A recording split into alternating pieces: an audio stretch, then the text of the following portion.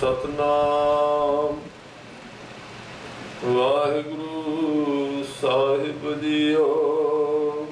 पौड़ी सतगुर वड्डा कर सालाहीए, जिस विच वड्डियां वड्डियाइयां सह मेले तां नजरी आइयां। सतगुर वड्डा कर सालाहीए, जिस विच वड्डियां वड्डियाइयां सह मेले तां नगरी आइयां। जा तिस भाणा तां मन वसाइया, कर हुक्म मस्तक हथ तर। विचों मार कढ़ियां बुरियाइयां, सह तुठै नौ निद पाइया। कर हुक्म मस्तक हथ धर, विचों मार कढ़ियां बुरियाइयां, सह तुठै नौ निद पाइया। वाहिगुरु जी का खालसा, वाहिगुरु जी की फतेह। गरीब नवाज पातशाह सतगुरु गुरु ग्रंथ साहिब महाराज जी दे पावन पवित्र दरबार अंदर जुड़ बैठे गुरु सवारे सतसंगी जनों, आप जी वड भागे हो। गुरु के दरबार विच पहुंच के अमृत बाणी का कीर्तन आप जी ने सरवण किया है। चल रही लड़ीवार आशा दी वार दी व्याख्या विच अज दी पौड़ी दे वचन आप जी ने सरवण कीते। सतगुरु दी महिमा विच ये पौड़ी उचारी गई है और एक वचन कीता है, गुरु विच इन्नियां वड्डियां सिफतां और बरकतां हन। कहंदे जिन्ना चिर असी नहीं वेखिया उन्ना चिर ते गुरु भी एक साधारण हस्ती लगदा है। जां सिख इउं सोचदा रहिंदा है कि मैं अपने गुरु नूं प्यार करदा हां जां गुरु दी सेवा करदा हां। ओदी अपनी ये सोच एक घेरा रहिंदा है। पर कहंदे गुरु दी सेवा करदियां करदियां गुरु के वचन कमाउंदियां कमाउंदियां जिन्ना चिर गुरसिख कोल अपनी अख रहिंदी, अख दा मतलब मत, जिन्ना चिर उहदे कोल अपनी मत रहिंदी उन्ना चिर वो सोचदा है कि गुरु दी सेवा मैं कर रहा। पर इस तरह करदियां करदियां एक दिन गुरु नूं सिख ते तरस आ जांदा है, रहमत दी दात देण वास्ते तैयार हो जांदा। उस रहमत विच सब तो पहला गुरु की देंदा सिख नूं? सब तो पहला गुरु अपनी अख सिख नूं देंदा है ताकि वह गुरु नूं वेखे। उहदे तो पहला गुरु दिसदा नहीं। सतगुर नूं सब को वेखदा, जेता जगत संसार। हुण असीं गुरु ग्रंथ साहिब जी नूं वेख रहे हैं, अजे असीं आप वेख रहे हैं।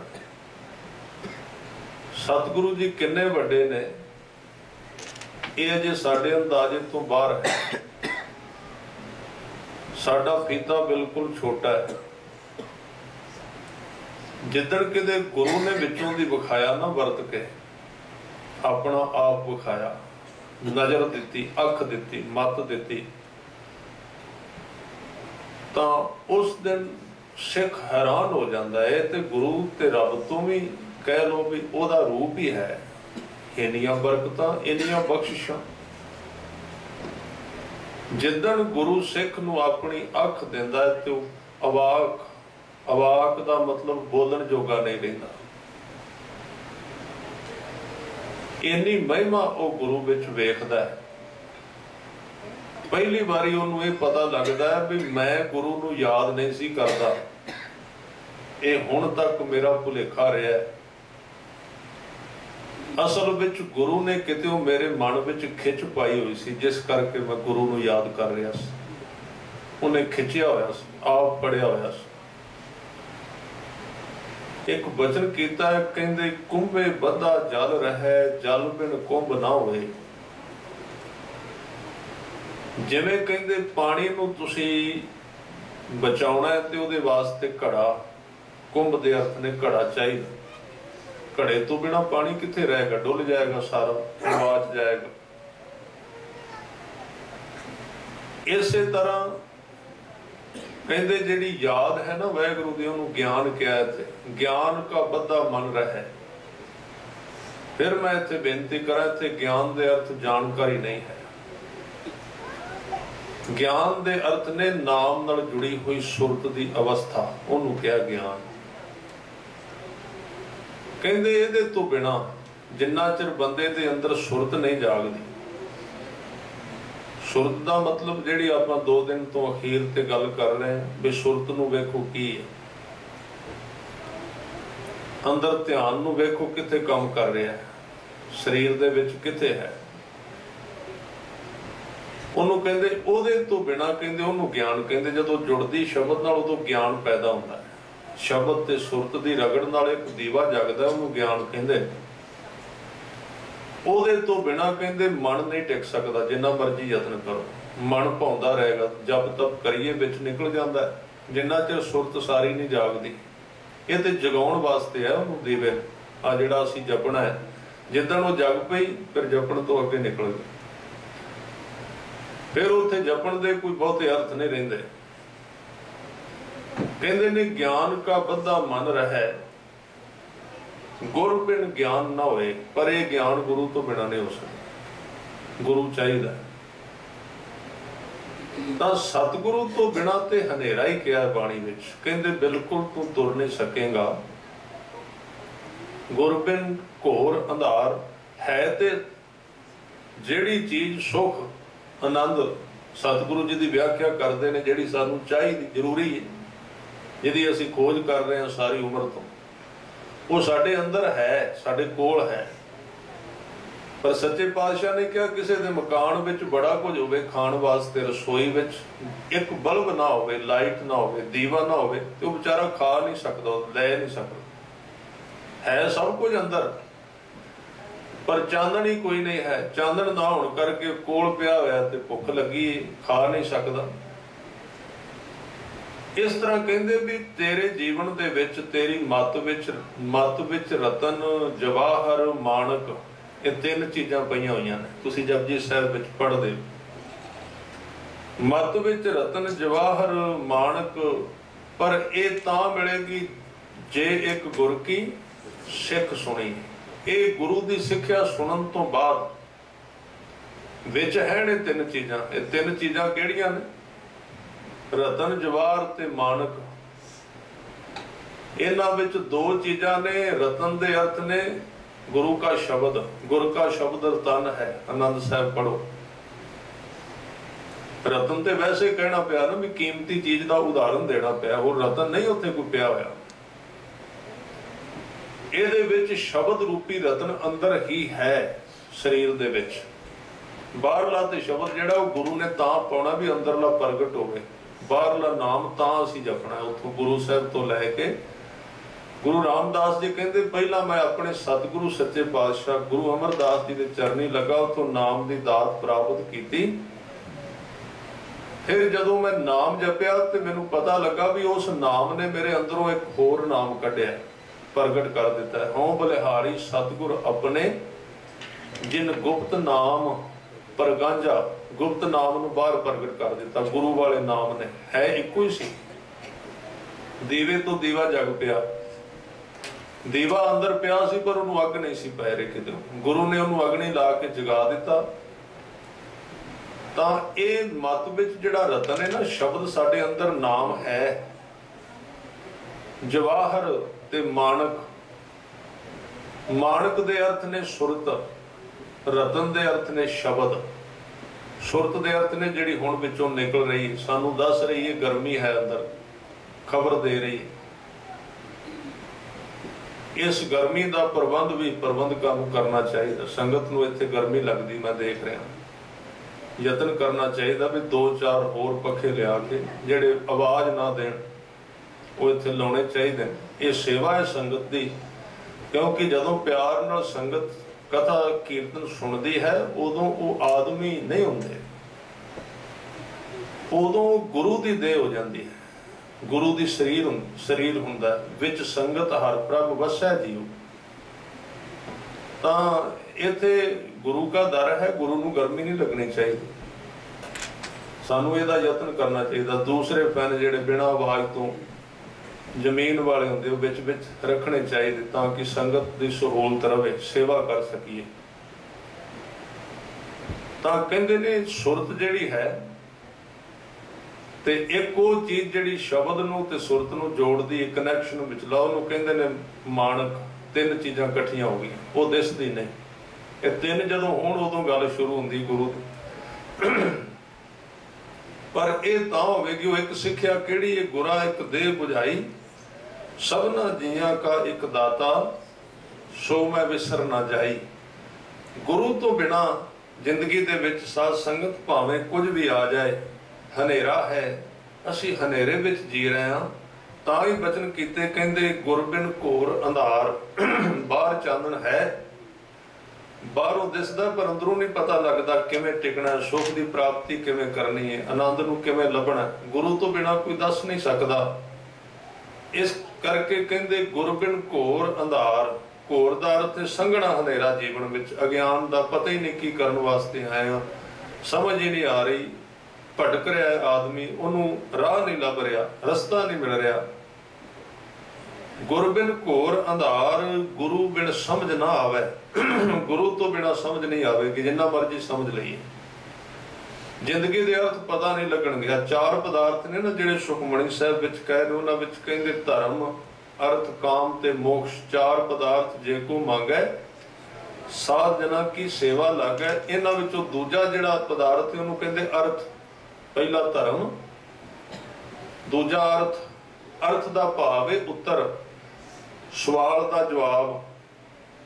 ਇਹ ਜ਼ਿੰਦਗੀ ਸਾਨੂੰ ਕਾਹਦੇ ਵਾਸਤੇ ਮਿਲੀ ਏ, ਇਹਦਾ ਅਰਥ, ਇਹਦਾ ਜਵਾਬ ਗੁਰੂ ਤੋਂ ਬਿਨਾਂ ਨਹੀਂ ਸਾਨੂੰ ਮਿਲ ਸਕਦਾ। ਤੇ ਜਵਾਬ ਨਾ ਮਿਲਿਆ ਤੇ ਅਸੀਂ ਜ਼ਿੰਦਗੀ ਠੀਕ ਜੀਂਦੇ ਨਹੀਂ, ਫਿਰ ਜੀਵਾਂਗੇ ਕਿਵੇਂ? ਭਾਰ ਬਣ ਗਈ ਜ਼ਿੰਦਗੀ ਸਾਰੀ। ਇਸ ਕਰਕੇ ਸੱਚੇ ਪਾਤਸ਼ਾਹ ਬਚਨ ਕਹਿੰਦੇ ਗੁਰਬਿਨ ਘੋਰ ਅੰਧਾਰ, ਗੁਰੂ ਬਿਨ ਸਮਝ ਨਾ ਆਵੇ।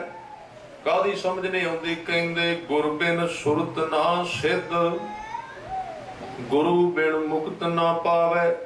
ਗੁਰੂ ਤੋਂ ਬਿਨਾ ਬੰਦੇ ਨੂੰ ਸੁਰਤ ਦੀ ਪਕੜ ਨਹੀਂ ਬਣਦੀ। ਉਹਦੀ ਸੁਰਤ ਕਿੱਥੇ ਕਰਕੇ ਹੈ? ਕਿਉਂਕਿ ਗੁਰੂ ਨੇ ਸਿਰ ਤੇ ਹੱਥ ਰੱਖ ਕੇ ਦੱਸਣਾ।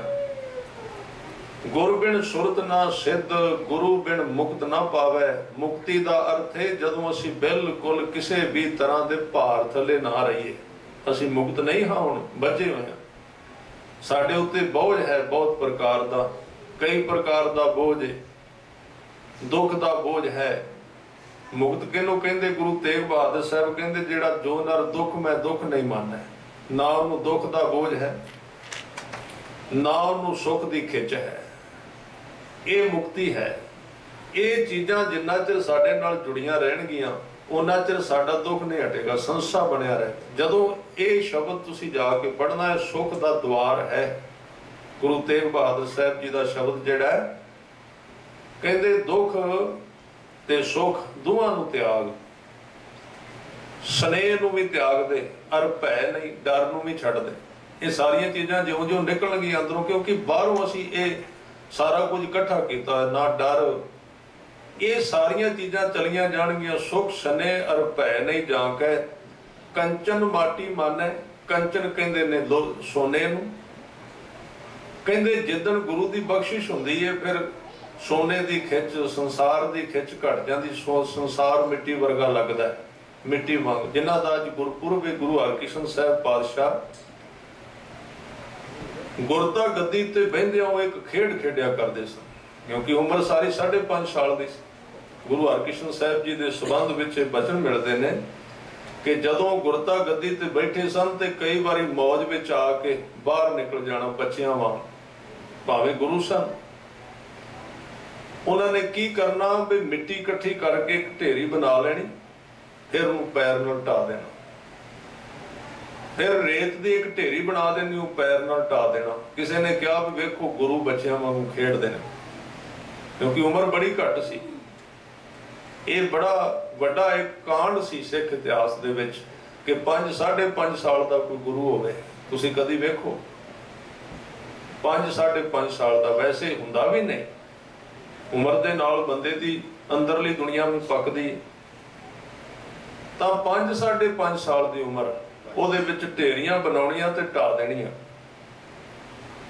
ਕਿਸੇ ਨੇ ਕਿਹਾ ਮਹਾਰਾਜ ਇਹ ਤੇ ਬੱਚਿਆਂ ਵਾਲੀ ਖੇਡ, ਤੁਸੀਂ ਤੇ ਗੁਰੂ ਨਾਨਕ ਦੀ ਗੱਦੀ ਤੇ ਬੈਠੇ ਹੋ ਤੇ ਬਜ਼ੁਰਗੀ ਵਾਲੀ ਥਾਂ ਹੈ, ਤੁਸੀਂ ਬੱਚਿਆਂ ਵਾਂਗ ਮਿੱਟੀ ਇਕੱਠੀ ਕਰਦੇ ਹੋ ਫਿਰ ਖਿਲਾਰ ਦਿੰਦੇ ਹੋ, ਢੇਰ ਢਾ ਦਿੰਦੇ ਹੋ। ਕਹਿਣ ਲੱਗੇ ਬੱਚਿਆਂ ਦੀ ਖੇਡ ਨਹੀਂ, ਕਹਿੰਦੇ ਇਹ ਸੰਸਾਰ ਹੈ ਹੀ ਬੱਚਿਆਂ ਦੀ ਖੇਡ ਹੈ, ਹੋਰ ਕੁਝ ਵੀ ਨਹੀਂ ਹੈ। ਇਹ ਸੰਸਾਰ ਹੋਰ ਕੁਝ ਵੀ ਨਹੀਂ, ਇਹ ਹੈ ਹੀ ਬੱਚਿਆਂ ਦੀ ਖੇਡ। बच्चों की खेड किवें? कहंदे ढेरी बनाई ते ढा दी, ढेरी बनाई ते ढाई दी। ये परमात्मा का काम है, ढेरी इकट्ठी करदा फिर ढा दिंदा। ये खेड है, इधरों बनाई इधरों ढा दी, फिर इकट्ठी कर दी, कहते फिर ढा दी। पर इनू समझिया नहीं जा सकता गुरु की कृपा तो बना। ਇਹਦੇ ਵਿੱਚੋਂ ਸਾਡਾ ਮੋਹ नहीं निकलता, साडी खिच नहीं निकलती कुदरती तौर पर।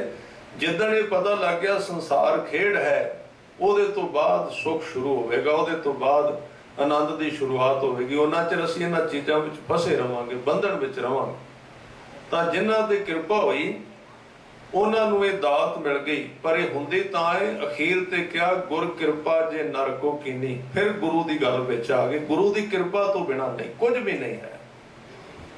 ਇਸ ਮਾਰਗ ਦੇ ਉੱਤੇ ਹੈ ਹੀ ਰਹਿਮਤ, ਹੈ ਹੀ ਤਰਸ।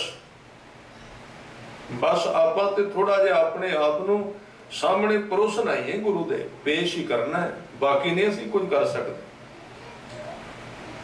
असीं सिर्फ उहदे सामने आउणा है, बाकी काम साडे तो होएगा नहीं, कुछ साडे तो हो ही कुछ नहीं सकता। बाकी सारा काम सतगुरु सच्चे पातशाह दा, उन्होंने बनाउणा है सिख नूं, उन्होंने घड़ना है, उन्होंने रहमत करनी, उन्होंने विच दातां भरनियां ने, सारा कुछ रस पाउणा विच। इस करके कहते ने कि गुरु तो बिना मुक्ति नहीं, मुक्ति का भाव दुखों तो खड़ा छुट जाना। गुरु तेग बहादुर साहब कहते गुर कृपा जिह नर को कीनी ते ये जुगत पछानी। उस व्यक्ति ने इस जीवन की जुगत नूं पहचान लिया ते उन्होंने की मिलिया? कहते नानक लीन भयो गोबिंद स्यों ज्यों पानी संग पानी। पानी दे विच जिवें पानी मिलता है, इस तरह ਉਹਦੇ ਨਾਲ ਇੱਕ ਮਿੱਕ ਜਿਉਂਦੇ ਜੀ ਹੋ ਗਏ। ਇਹਦੇ ਅਰਥ ਮੌਤ ਨਹੀਂ ਖਿਆਲ ਰੱਖਣਾ, ਯਾਨੀ ਕਿ ਉਹਦੇ ਵਰਗੇ ਹੋ ਗਏ। ਜਿਵੇਂ ਦਾ ਵਾਹਿਗੁਰੂ ਅਕਾਲ ਪੁਰਖ ਹੈ, ਉਹਦੇ ਵਰਗਾ ਆਪਣਾ ਜੀਵਨ ਹੋ ਗਿਆ, ਉਹਦੇ ਵਿੱਚ ਲੀਨ ਹੋ ਗਏ। ਤਾਂ ਗੁਰਬਿਨ ਮੁਕਤ ਨਾ ਪਾਵੇ, ਗੁਰਬਿਨ ਸੁਰਤ ਨਾ ਸਿੱਧ, ਗੁਰੂ ਬਿਨ ਮੁਕਤ ਨਾ ਪਾਵੇ। ਫਿਰ ਕਹਿੰਦੇ ਗੁਰ ਨੈਣ ਬੈਣ ਗੁਰ ਗੁਰ ਕਰੋ। अपने गुरु नूं नैन अखां नाल उहदे दीदार कर, अखां विच वसा उहदी मूरत। गुरु के शब्द नूं अखां विच वसा। इत्थे हुण कई वारी भुलेखा पैंदा भी गुरु नूं अखां विच वसाईए। इस पक्ष विच असीं क्लीयर नहीं हुंदे, क्योंकि इहदे बारे विचार ही नहीं हुंदी साध संगत भी गुरु दी मूरत किहड़ी है, उहनूं किहड़ियां अखां विच वसाउणा है। आम तौर ते जदों असीं इस राह ते तुरांगे ते असीं अखां दा सहारा लैंदे हां। अखां नाल सानूं की दिसदा है? इत्थे आदमी रुक जांदा है, इत्थे उहदी साधना नूं डका लग जांदा है कि तुरदे नहीं। गुरसिੱਖੀ दे अंदर गुरु ने सिर्फ राह दसना है, गुरु दा ध्यान नहीं ख्याल रखना। गुरु ने ते शब्द नाल जोड़ना सिर्फ भी ये नाम है, इस नाम नूं तूं सुनना है आप, ਇਹ ਵੇਖਣਾ ਗੁਰੂ ਦੇ ਦਰਸ਼ਨ ਇਹ ਨੇ, ਗੁਰ ਸ਼ਬਦ ਨੂੰ ਸੁਣਨਾ। गुरु के शब्द नूं ध्यान नाल प्यार नाल सुनना, यही गुरु के दर्शन ने। होर कोई अखां दा दर्शन नहीं गुरमत के अंदर। इस राह ते तुरिया असीं राह विच ही अटक जाने आ। राह विच अपने मनोकल्पित दर्शन पैदा करके बड़े लोग ने जिहड़े इस थां ते खड़े हुए ने, वो कहंदे ने सानूं दीदार हो गया, दर्शन हो गया। अखां दी कल्पित भाषा है, दिमाग दीयां कल्पित तस्वीरां ने, उन्हां नूं गुरु समझ लैंदे ने, उत्थे खड़े हो जाते हैं। और इसका कारण यह है भी सिख जगत में इसकी व्याख्या बिल्कुल नहीं है। असीं उपरली गल करी जा रहे हैं। और सच्चाई तो यह है, मैं कई गुरमुखां नाल विचार की भी तुसीं जिन्हें प्रचार करने वाले बोलने वाले सज्जन हो, चलो ठीक है 50% तुहानूं बाहरी तौर पर बोलना चाहिए संसार के हिसाब नाल, समाज के हिसाब नाल, पर अद्धा घंटा तो तुसी गुरु शब्द की सांझ पाया करो संगत नाल भी गुरु साहब की कह रहे हैं। गुरु ग्रंथ साहब उन्हां दा अगों बहाना हुंदा, कहण लगे जी संगत सुनदी ही नहीं इस गल नूं, इन्हां गल्लां नूं कौन जाणदा है। कहंदे साखियां कहानियां दा सहारा लैंदे ने लोग कांदरा से, इन्हां गल्लां नूं कौन जाणदा।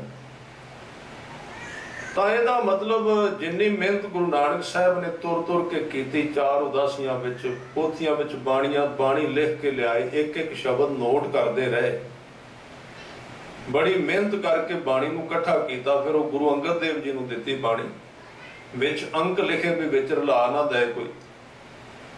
फिर गुरु अर्जन देव सच्चे पातशाह ने 2 साल गुरता गद्दी का त्याग करके बाबे बुढ़े नूं कहा भी असीं नहीं आउणा इत्थे, संगत नूं तुसीं मिलना है। 2 साल रामसर साहब की धरती ते बह के गुरु ग्रंथ साहब जी की बाणी लिखवाई, प्रकाश किया। फिर गुरु गोबिंद सिंह पातशाह जिन्हां दा जीवन इन्ना बिजी व्यस्त सी, एक पासे शहीदियां हो गई पुत्रां दियां, परिवार दियां, घर छड्ड दिता, किला छड्ड दिता। उस हालत विच उन्हां ने इन्ने जंगां दे समय दे विचों समा कढ के फिर गुरु ग्रंथ साहब लिखवाया, गुरु तेग बहादुर साहब जी की बाणी लिखवाई। और सानू गुरु ग्रंथ साहब पातशाह चरनां नाल जोड़िया। अज असीं किहड़े मूँह नाल कहने भी गुरु ग्रंथ साहब के लोगों को समझ नहीं आउंदी, असीं की सुणावां। इहदा मतलब उन्होंने जिहड़ी मेहनत कीती सी, उस मेहनत के उत्ते ते असीं पा दिता कपड़ा, उन्होंने कर दिता बंद। 1430 अंग ते दिते छड्ड पासे ते 2-4 इधरों सूफी कहानियां इकट्ठियां कर लिया, 1-2 शेर इकट्ठा कर लिया, 2-4 होर नाटक जे इकट्ठे करके ते विच 2-4 ऋषि लै आंदे, दुर्भाषा लिखी, हिंदू मत इकट्ठा कर लिया ते कथा कर दी, प्रकाश गुरु ग्रंथ साहब का कर लिया। ये धोखा नहीं गुरमत दे नाल। साध संगत इहदे वास्ते तुहानूं सुचेत होना चाहिए। जिन्हों भी तुसीं बुलाउंदे हो उहनूं पहलां इह कहो भी सानूं गुरु ग्रंथ साहब की कथा सुना, साडे गुरु है, गुरु ग्रंथ साहब की बाणी की गल करो। भावें इहदे विचों सानूं कंदरस आउंदा है, भावें नहीं आउंदा, सहजे सहजे तुसीं समझण लग जाओगे। बड़े थोड़े गुरमुख ने, बहुत घट, जिहड़े बाणी की टेक ते चलदे ने। नहीं ते आसा दी वार विच तुसीं जो कुछ पढ़ीदा ना, वो साडे उत्ते लागू हो चुका भी वायन चेले नचण गुर, पैर हिलायन फेरन सिर, ओडो डरावा झाड़े पाए, वेखें लोक हसैं कर जाए, रोटियां कारण पूरा ताल आप पछाड़े धरती नाल। इहदा मतलब तो यही है ना, जदों असीं कहने लोग इन्हां गल्लां नूं सुणदे नहीं, असीं लोकां दी गल करनी है। इहदा मतलब असीं गुरु ग्रंथ साहब नूं विच खड़े करके ते कलाकारी कर रहे हैं गाउण वालियां वांग, भी लोग की सुनना चाहुंदे हो, फरमाइशां पाउंदे ने भी आ सुणाओ। ये सरासर गलती है। तो मैनू ये प्रतीत होंदा है भी गुरु साहब की करोपी साडे उत्ते पूरी तरह छा गई। तुसीं वेखो जिहड़े भी मार्ग ते असीं जा रहे हैं उत्थे निमाण आउंदी है, भावें कि कुछ चढ़दी कला वालियां गल्लां में, पर बेड़ा जर्जरा हो चुका है। इउं प्रतीत होंदा है भी गुरु साहब मौन धारण कर गए, चुप कर गए, क्योंकि उन्हां दी गल असीं विच लिया ही नहीं रहे। सारे ज्ञान साडे अपने इकट्ठे हो गए। इस करके सच्चे पातशाह जी की बाणी दे विच इन्ना भंडार है।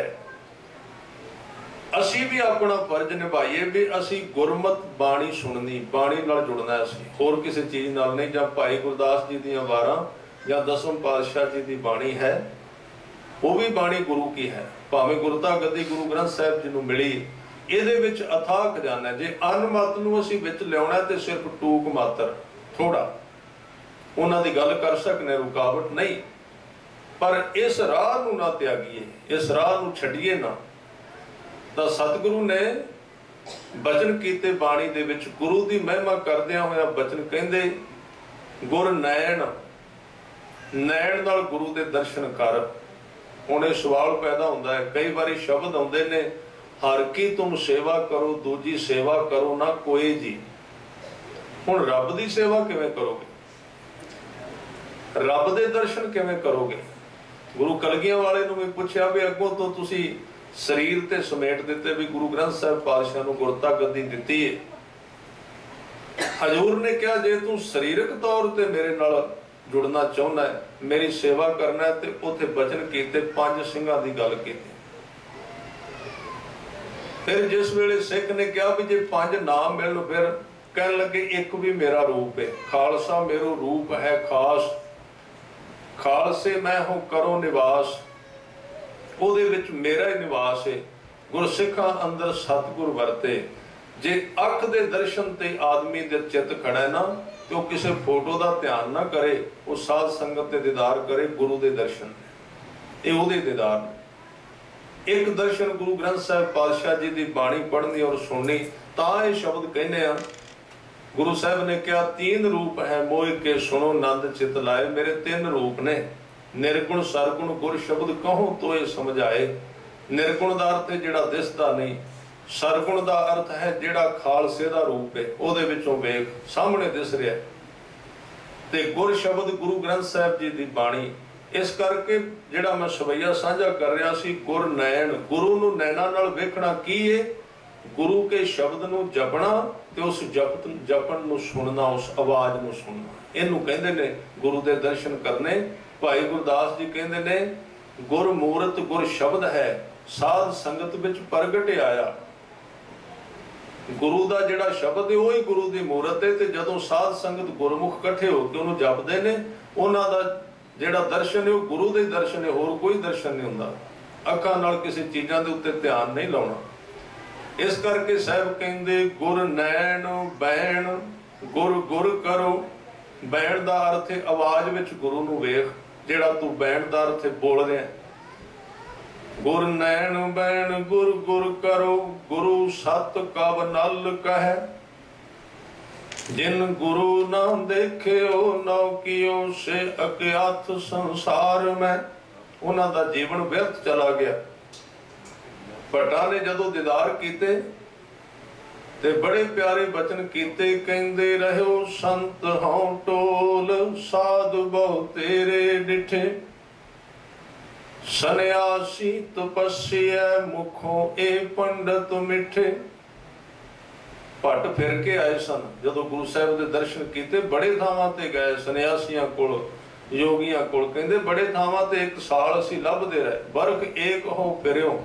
ਫਿਰ ਬਚਨ ਕੀਤਾ, ਕਹਿੰਦੇ ਬਰਖ ਏਕ ਹੋ ਫਿਰਿਓ, ਕਿਨੈ ਨੋ ਪਰਚੋ ਲਾਇਓ।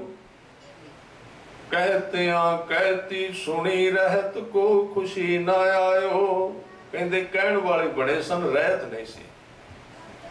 ਕਹਿੰਦਿਆਂ ਕਹਿਤਿਆਂ ਕਹਿਤੀ ਸੁਣੀ। ਕਹਿੰਦੇ ਗੱਲਾਂ ਤਾਂ ਬਹੁਤ ਸੁਣੀਆਂ, ਪਰ ਰਹਿਤ ਨਹੀਂ ਦਿਸੀ। ਹਰ ਨਾਮ ਛੋੜ ਦੂਜੇ ਲਗੇ, ਤਿਨਕੇ ਗੁਣ ਹੋ ਕਿਆ ਕਹੂੰ। ਗੁਰਦੈ ਮਿਲਾਇਓ ਭਿਖਿਆ, ਜਿਵ ਤੂੰ ਰੱਖੈ ਤਿਵ ਰਹੂੰ। ਫਿਰ ਜਦੋਂ ਉਹਨਾਂ ਨੇ ਸਤਿਗੁਰਾਂ ਦੇ ਦਰਸ਼ਨ ਕੀਤੇ ਨਾ, ਫਿਰ ਕਹਿੰਦੇ ਗੁਰੂ ਮੁਖ ਦੇਖ ਗਰੂ ਸੁਖ ਪਾਇਓ। ਗੁਰੂ ਜੀ ਦਾ ਮੂੰਹ ਵੇਖਿਆ, ਗਰੂ ਦਾ ਅਰਥ ਹੈ ਵੱਡਾ ਸੁਖ ਮਿਲਿਆ। ਗੁਰੂ ਮੁਖ ਦੇਖ ਗਰੂ ਸੁਖ ਪਾਇਓ, ਹੋਤੀ ਜੋ ਪਿਆਸ ਪਿਊਸ ਪਿਵਨ ਕੀ। ਕਹਿੰਦੇ ਸਾਡੇ ਵਿੱਚ ਪਿਆਸ ਸੀ। ਪਿਊਸ ਕਹਿੰਦੇ ਨੇ ਸ਼ਹਿਦ ਨੂੰ, ਕਿ ਨਾਮ ਵਰਗਾ ਮਿੱਠਾ ਸ਼ਹਿਦ ਗੁਰੂ ਕੋਲੋਂ ਸਾਨੂੰ ਮਿਲੇ। ਪਿਆਸ ਤੋਂ ਬਿਨਾਂ ਗੁਰੂ ਨਾਲ ਸਾਂਝ ਨਹੀਂ ਬਣਦੀ। ਸਾਧ ਸੰਗਤ ਜੇ ਪਿਆਸ ਹੋਵੇਗੀ, ਜੇ ਚਾਹ ਹੈ ਤੇ ਰਾਹ ਹੈ। ਜੇ ਅੰਦਰ ਚਾਹ ਨਹੀਂ, ਫਿਰ ਕੋਈ ਰਾਹ ਨਹੀਂ ਹੈ। ਚਾਹ ਹੋਣੀ ਚਾਹੀਦੀ। ਅਸੀਂ ਕਹਿੰਦੇ ਆ ਵੀ ਗੁਰੂ ਗ੍ਰੰਥ ਸਾਹਿਬ ਜੀ ਨੂੰ ਕਿਵੇਂ ਵੇਖੀਏ, ਸਾਡੇ ਵਿੱਚ ਚਾਹ ਹੋਵੇ ਤੇ ਗੁਰੂ ਸਾਹਿਬ ਕ੍ਰਿਸ਼ਮਾ ਦਿਖਾ ਦਿੰਦੇ ਨੇ, ਕੋਈ ਵੱਡੀ ਗੱਲ ਨਹੀਂ। ਤੁਸੀਂ ਕਦੀ ਵੇਖੋ ਜਿੱਦਣ ਮੱਖਣ ਸ਼ਾਹ ਲੁਬਾਣੇ ਨੇ ਇਹ ਗੱਲ ਕਹੀ ਸੀ, ਮਹਾਰਾਜ ਮੇਰਾ ਜਹਾਜ਼ ਬਣੇ ਲੱਗ ਜਾਏ, ਮੈਂ ਤੁਹਾਨੂੰ 500 ਮੋਹਰ ਭੇਟਾ ਕਰਾਂਗਾ। ਤੁਸੀਂ ਸੋਚਦੇ ਉਹਨੂੰ ਪਤਾ ਸੀ ਵੀ ਕਿਹੜੇ ਗੁਰੂ ਨੇ ਹੁਣ ਗੁਰਤਾ ਗੱਦੀ, ਕਿਉਂਕਿ ਉਦੋਂ ਗੁਰੂ ਤੇਗ ਬਹਾਦਰ ਸਾਹਿਬ ਗੁਰਤਾ ਗੱਦੀ ਤੇ ਮੌਜੂਦ ਸਨ ਤੇ ਮੱਖਣ ਸ਼ਾਹ ਜਾਣਦਾ ਸੀ ਸਿਰਫ ਗੁਰੂ ਹਰਕ੍ਰਿਸ਼ਨ ਸਾਹਿਬ ਜੀ ਨੂੰ, ਕਿਉਂਕਿ ਉਹ ਜਦੋਂ ਵਪਾਰ ਕਰਨ ਗਿਆ ਉਦੋਂ 8ਵੇਂ ਪਾਤਸ਼ਾਹ ਗੱਦੀ ਤੇ ਸਨ। ਤੇ ਜਦੋਂ ਉਹਨਾਂ ਨੇ 8ਵੇਂ ਪਾਤਸ਼ਾਹ ਨੇ ਸਰੀਰ ਛੱਡਿਆ ਤੇ ਉਹਨਾਂ ਨੇ ਇੱਕ ਸ਼ਬਦ ਖੁੱਲਾ ਕਹਿ ਦਿੱਤਾ ਸੀ, ਬਾਬਾ ਬਸੈ ਗ੍ਰਾਮ ਬਕਾਲੇ, ਵੀ ਬਕਾਲੇ ਪਿੰਡ ਵਿੱਚ ਗੁਰੂ ਨੇ। ਹੁਣ ਇਹ ਨਹੀਂ ਸੀ ਦੱਸਿਆ ਵੀ ਉੱਥੇ ਕਿਹੜੇ ਨੇ, ਨਾਂ ਨਹੀਂ ਸੀ ਲਿਆ, ਤੇ ਉੱਥੇ ਮੰਜੇ ਚੁੱਕ ਕੇ 22 ਸੱਜਣ ਬਹਿ ਗਏ, ਆਪੋ ਆਪਣੇ ਸੇਵਕ ਇਕੱਠੇ ਕਰ ਲਏ। ਪਰ ਮੱਖਣ ਸ਼ਾਹ ਨੇ ਅੰਦਰੋਂ ਪਿਆਰ ਨਾਲ ਕਿਹਾ ਵੀ ਜੋ ਵੀ ਗੁਰੂ ਨਾਨਕ ਦੀ ਗੱਦੀ ਤੇ ਨੇ ਮੈਂ ਉਹਨਾਂ ਦੇ ਦਰਸ਼ਨ ਕਰਾਂਗਾ। ਚਾਹ ਸੀ ਸਾਧ ਸੰਗਤ, ਪਿਆਰ ਸੀ, ਪਿਆਰ ਨੇ ਰਾਹ ਵੀ ਬਣਾ ਦਿੱਤਾ। ਭਾਵੇਂ ਰਾਹ ਵਿੱਚ 22 ਸਨ ਪਰ ਉੱਥੇ ਉਹਦੀ ਤਸੱਲੀ ਨਹੀਂ ਹੋਈ, ਉੱਥੇ ਉਹਦਾ ਮਨ ਨਹੀਂ ਟਿਕਿਆ, ਅੱਗੇ ਵੱਧ ਗਿਆ, ਅੱਗੇ ਨਿਕਲ ਗਿਆ। ਤੇ ਜਦੋਂ ਗੁਰੂ ਤੇਗ ਬਹਾਦਰ ਸਾਹਿਬ ਦੇ ਦੀਦਾਰ ਕੀਤੇ ਰੱਖੀਆਂ ਤੇ ਉੱਥੇ ਵੀ 5 ਹੀ ਮੋਹਰਾਂ। ਸਤਿਗੁਰੂ ਤੇ ਬਾਹਰ ਨਿਕਲਦੇ ਨਹੀਂ ਸਨ, ਪ੍ਰਗਟ ਨਹੀਂ ਸਨ ਹੋਣਾ ਚਾਹੁੰਦੇ, ਅੰਦਰ ਸਨ ਆਨੰਦ ਵਿੱਚ। ਜਦੋਂ 5 ਮੋਹਰਾਂ ਰੱਖੀਆਂ ਤੇ ਹਜ਼ੂਰ ਨੇ ਬਚਨ ਕੀਤਾ, ਕਹਿਣ ਲੱਗੇ ਮੱਖਣ ਸ਼ਾਹ ਜਿੱਦਣ ਕੰਮ ਸੀ ਉਦਣ 500 ਤੇ ਅੱਜ 5 ਤੇ ਗੱਲ ਆ ਗਈ। ਅੰਦਰ ਚੋਟ ਵੱਜੀ, ਪੂਰੇ ਗੁਰੂ ਨੇ ਫੜ ਲਿਆ। ਬਸ ਫਿਰ ਕੀ ਸੀ, ਫਿਰ ਤੇ 500 400 ਦੀ ਗੱਲ ਖਤਮ ਹੋ ਗਈ, ਸਾਰੀ ਖੁਰਜੀ ਲੁੱਦ ਦਿੱਤੀ। ਸਤਿਗੁਰਾਂ ਨੇ ਵੇਖਿਆ ਵੀ ਹੁਣੇ ਰੌਲਾ ਪਾਏਗਾ, ਇੱਕਦਮ ਕਿਆ ਕਹਿਣ ਲੱਗੇ, ਬਾਹਰ ਨਾ ਦਸੀ। ਵੇਖੋ ਕਿਵੇਂ ਦੀ ਦੁਨੀਆ, ਜਿੱਥੇ ਸੱਚ ਹੈ ਉਹ ਪ੍ਰਗਟ ਨਹੀਂ ਹੋਣਾ ਚਾਹੁੰਦਾ ਤੇ ਜਿੱਥੇ ਝੂਠ ਹੈ ਉਹ ਕਹਿੰਦੇ ਵੀ ਪ੍ਰਗਟ ਹੋ ਜਾਈ। ਵੈਸੇ ਸੱਚ ਨੂੰ ਪ੍ਰਗਟ ਹੋਣਾ ਚਾਹੀਦਾ ਹੈ, ਇਹ ਧਿਆਨ ਦਿਓ। ਸਚਾਈ ਜਿਹੜਾ ਅੱਜ ਸਮਾਂ ਆ ਗਿਆ ਨਾ, ਜਿੱਥੇ ਸੱਚ ਹੈ ਉਹਨੂੰ ਸਾਹਮਣੇ ਆਪ ਹੀ ਆ ਜਾਣਾ ਚਾਹੀਦਾ, ਨਹੀਂ ਤੇ ਝੂਠ ਉਹਨੂੰ ਸਾਰੀ ਉਮਰ ਬਾਹਰ ਨਹੀਂ ਆਉਣ ਦੇਣਾ। ਝੂਠ ਪ੍ਰਾਪੇਗੰਡਾ ਵਰਤ ਲੈਂਦਾ, ਉਹਦੇ ਕੋਲ ਸਾਰੇ ਸਾਧਨ ਨੇ, ਤਰੀਕਾ, ਇਸ ਕਰਕੇ ਉਹ ਵੱਧ ਜਾਂਦਾ, ਫੈਲ ਜਾਂਦਾ। ਤਾਂ ਭਾਵੇਂ ਗੁਰੂ ਤੇਗ ਬਹਾਦਰ ਸਾਹਿਬ ਨੇ ਕਿਹਾ, ਮੱਖਣ ਸ਼ਾਹ ਨੇ ਕਿਹਾ, ਮਹਾਰਾਜ ਤੁਸੀਂ ਤੇ ਬੜੇ ਆਨੰਦ ਵਿੱਚ ਅੰਦਰ ਬੈਠੇ ਹੋ, ਜਿਹੜੇ ਬਾਹਰ ਸਿੱਖ ਭੜਕਦੇ ਫਿਰਦੇ ਉਹਨਾਂ ਨੂੰ ਕਿੰਨੇ ਸਾਹਮਣਾ। ਕੋਠੇ ਤੇ ਚੜਨ ਲੱਗਾ, ਰੌਲਾ ਪਾਉਣ ਲੱਗਾ, ਪੱਲੂ ਫੇਰ ਦਿੱਤਾ, ਗੁਰੂ ਲਾਧੋ ਰੇ, ਗੁਰੂ ਲਾਧੋ ਰੇ, ਇਹ ਬਚਨ ਕੀਤੇ। ਕਹਿਣ ਤੋਂ ਭਾਵ ਜੇ ਪਿਆਰ ਹੈ ਸਾਧ ਸੰਗਤ ਤੇ ਉਸ ਰਾਜੇ ਨੇ ਵੀ ਗੁਰੂ ਨਾਨਕ ਨੂੰ ਯਾਦ ਕੀਤਾ ਸੀ, ਜਿਹਨੂੰ ਭਾਈ ਮਨਸੁਖ ਨੇ ਕਿਹਾ ਸੀ ਵੀ ਜੇ ਤੂੰ ਗੁਰੂ ਨਾਨਕ ਨੂੰ ਯਾਦ ਕਰੇਗਾ ਤੇ ਆ ਜਾਣਗੇ। ਪਹਿਲਾਂ ਵੇਖਿਆ ਨਹੀਂ ਸੀ, ਸਿਰਫ ਯਾਦ ਕੀਤਾ ਤੇ ਸਤਿਗੁਰਾਂ ਨੂੰ ਪਹਿਚਾਨ ਲਿਆ, ਉੱਥੇ ਪਹੁੰਚ ਗਏ। ਕਹਿਣ ਤੋਂ ਭਾਵ ਜੇ ਸਾਡਾ ਪਿਆਰ ਹੈ ਤੇ ਸਤਿਗੁਰੂ ਜ਼ਰੂਰ ਰਹਿਮਤ ਕਰਦੇ ਨੇ। ਅੱਜ ਦੀ ਪੌੜੀ ਵਿੱਚ ਕਿਰਪਾ ਕੀਤੀ, ਸਾਹਿਬ ਕਹਿੰਦੇ ਸਤਿਗੁਰ ਵੱਡਾ ਕਰ ਸਲਾਹੀਐ ਜਿਸ ਵਿੱਚ ਵੱਡੀਆਂ ਵਡਿਆਈਆਂ। ਇਹਦਾ ਮਤਲਬ ਹੈ ਕਿ ਤੂੰ ਆਪਣੇ ਗੁਰੂ ਨੂੰ ਜਿੰਨਾ ਕੁ ਤੈਨੂੰ ਉਹ ਦਿਸਦਾ ਹੈ ਉਹਦੇ ਤੋਂ ਕਿਤਾ ਬਹੁਤ ਜ਼ਿਆਦਾ ਕਿਤੇ ਵੱਡਾ ਕਰਕੇ ਉਹਦੀ ਉਸਤਤ ਕਰਿਆ ਕਰ। ਉਹ ਉਤਨਾ ਨਹੀਂ, ਤੂੰ ਸਿਰਫ ਉਹਨਾਂ ਕੋ ਦੇਖ ਰਿਹਾ, ਉਸ ਤੋਂ ਕਿਤੇ ਵੱਡਾ ਹੈ। ਇਸ ਲਈ ਆਪਣੇ ਗੁਰੂ ਨੂੰ ਜਿੰਨਾ ਹੋ ਸਕੇ ਵੱਡਾ ਜਾਣ, ਵੱਡਾ ਸਮਝ। ਜੇ ਉਹਨੂੰ ਆਦਮੀ ਸਮਝ ਲਏਗਾ ਤੈਨੂੰ ਉਹਦੇ ਕੋਲ ਮਿਲਣਾ ਕੀ ਹੈ। ਕਈ ਲੋਕ ਕਹਿੰਦੇ ਨੇ ਗੁਰੂ ਨਾਨਕ ਸਾਹਿਬ ਸਾਡੇ ਵਰਗੇ ਵਿਅਕਤੀ ਸਨ, ਉਹ ਵੀ ਸਾਡੇ ਵਰਗੇ ਆਦਮੀ। ਇਹ ਠੀਕ ਹੈ ਵੀ ਸਰੀਰ ਵਿੱਚ ਹੀ ਆਏ, ਕੋਈ ਸ਼ੱਕ ਨਹੀਂ, ਸਰੀਰਕ ਘਟਨਾਵਾਂ ਵੀ ਉਸੇ ਤਰ੍ਹਾਂ ਦੀਆਂ ਲੱਗਦੀਆਂ ਨੇ। ਪਰ ਸਾਧ ਸੰਗਤ ਸਿੱਖ ਜੇ ਗੁਰੂ ਨੂੰ ਵਿਅਕਤੀ ਸਮਝੀ ਜਾਏਗਾ ਨਾ ਤੇ ਉਹਦੇ ਗੁਰੂ ਕੋਲੋਂ ਮਿਲੇਗਾ ਕੁਝ ਨਹੀਂ। ਉਸਨੂੰ ਯਾਦ ਰੱਖਣਾ, ਕੁਝ ਨਹੀਂ ਮਿਲੇਗਾ। ਗੁਰੂ ਨੂੰ ਤੇ ਵੱਡਾ ਪਰਮੇਸ਼ਰ ਹੀ ਕਰਕੇ ਜਾਣਨਾ ਹੋਵੇਗਾ। ਜੇ ਦਾਤ ਝੋਲੀ ਵਿੱਚ ਪਾਉਣੀ ਤੇ ਵਾਹਿਗੁਰੂ ਪਰਮੇਸ਼ਰ ਜਾਣਨਾ ਪਏਗਾ। ਇਸ ਕਰਕੇ ਕਹਿੰਦੇ ਸਤਿਗੁਰ ਵੱਡਾ ਕਰ ਸਲਾਹੀਐ ਜਿਸ ਵਿੱਚ ਵੱਡੀਆਂ ਵਡਿਆਈਆਂ। ਪਰ ਇਹ ਉਹਨਾਂ ਚਿਰ ਪਤਾ ਨਹੀਂ ਲੱਗਦਾ ਜਿੰਨਾ ਚਿਰ ਕਹਿੰਦੇ ਸਹਿ ਮੇਲੇ ਤਾਂ ਨਦਰੀ ਆਈਆਂ। ਸਹਿ ਦਾ ਅਰਥ ਵਾਹਿਗੁਰੂ ਅਕਾਲ ਪੁਰਖ ਪਤੀ।